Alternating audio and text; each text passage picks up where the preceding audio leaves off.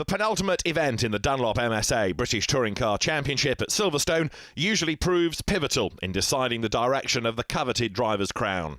This season, however, rounds 25, 26 and 27 only injected further unpredictability into what has already been one of the most hard-to-predict campaigns in the championship's history.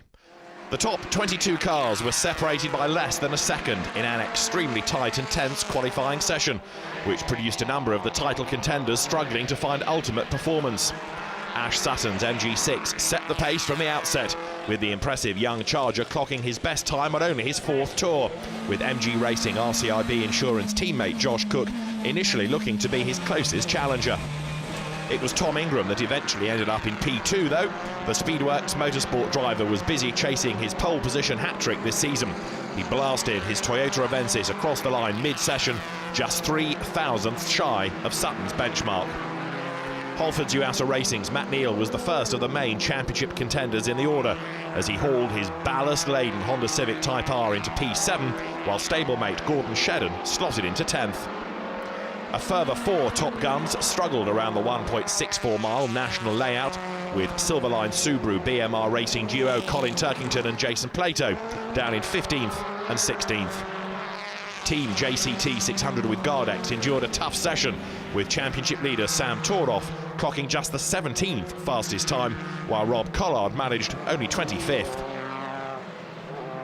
Both MG Racing RCIB Insurance drivers had a fight back on their hands after setbacks off the line, with Sutton losing first spot to a fast-starting Ingram and Cook being demoted to fourth by Andrew Jordan's Pertec Racing Ford Focus. Adam Morgan's Mercedes and Rob Austin's Toyota traded places during the early running too, as battles kicked off all the way down the order. Back out front, the MGs were beginning to make back ground. Josh Cook charged through past Andrew Jordan for third on the way into the stadium, before a robust effort saw the Ford back ahead coming out of Brooklands. Jordan wouldn't stay ahead for long though, as Cook made his move stick at the start of the next lap on his way into Maggots.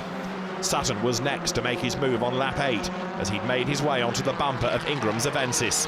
A good drag down the pit straight saw the MG alongside, and the move for the lead was complete at Copse.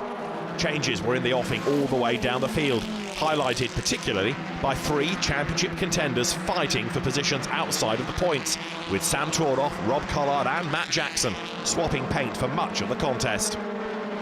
Once one MG had made its way past Ingram, the top 4 bunched to within a second of each other, giving the other MG an opportunity to skirt past Ingram for P2.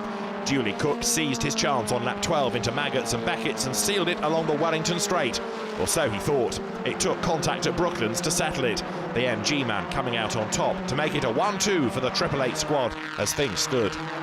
Meanwhile, Team Hard's young gun Jake Hill was going well inside the top 10, fending off the attentions from a number of contenders, including Honda's multiple champions Matt Neal and Gordon Shedden, before both Halford's UASA Racing machines suffered punctures. Neal after contact with Moffat, meaning Hill was eventually able to secure 5th. The MG duo came home in formation with Tom Ingram in tow. Post-race, however, both were disqualified for a technical infringement due to their rear wings being outside of the allowed tolerance. This handed victory to Ingram, while both Sutton and Cook would now start the second race from the back of the grid. Jordan held on to a net second after the disqualifications ahead of Rob Austin and Adam Morgan, who had both enjoyed an eye-catching battle throughout the 22 laps of racing. BKR's Aaron Smith claimed 6th ahead of 2 stellar drives from a couple of BTCC's big guns.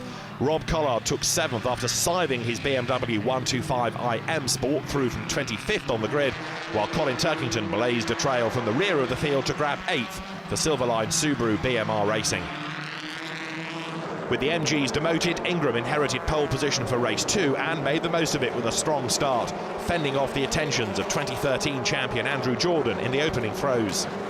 The Motorbase man applied bucket loads of pressure in his battle for the lead over the course of several laps as a string of cars concertinaed behind. Morgan and Jake Hill used the congestion to get a jump on Austin into Brooklands, with the Wicks Racing man then making a break towards the lead pair as the field began to spread a little. Eventually, Ingram's valiant defence was broken. Jordan storming down the inside at Beckett's on lap 8, a blinding move that the Speedworks Motorsport man could do little about. Ingram wasn't going to go lightly, but with Morgan following closely behind, Along the Wellington Straight, his second spot was usurped. Holding third then became the priority.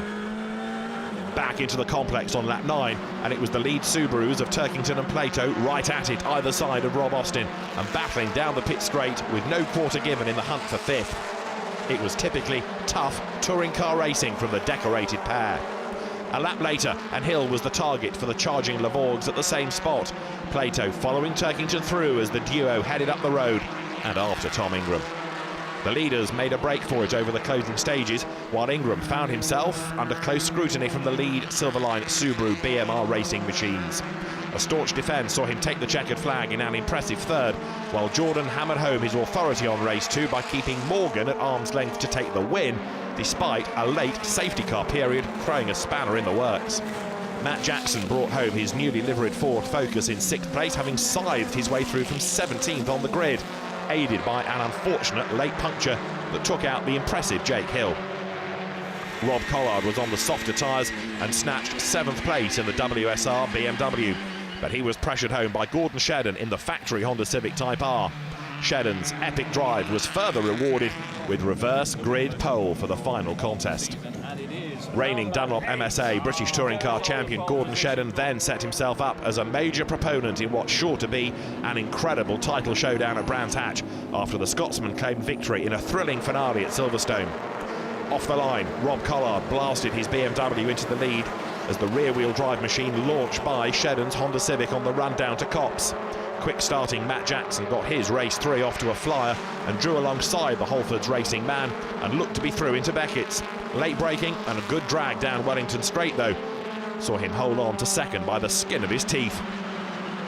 A lap later, and the lead was the Scotsman's. At the same spot, he produced a stunning overtaking manoeuvre to find a way past Collard's BMW. Late on the anchors and squirreling around the outside of Beckett's after riding the Maggots curb, he blasted away down the straight and into the middle distance, the Civic on song. Another move on lap 3 at what proved to be the most effective passing point on the national circuit over the course of the weekend gave Matt Jackson another title tilt because he had a shot in the arm as he made his way past Collard. Shedden's consummate performance, though, saw him win commandingly and fire himself right into the heart of the title scrap. The Subarus of Colin Turkington and Jason Plato got the better of Tom Ingram in the battle for 4th, but 2 of those 3 would suffer late heartache. Ingram went out with a blown head gasket. Plato limped home in 12th with a puncture. 4th, though, was Turkington's, keeping his title credentials firmly intact.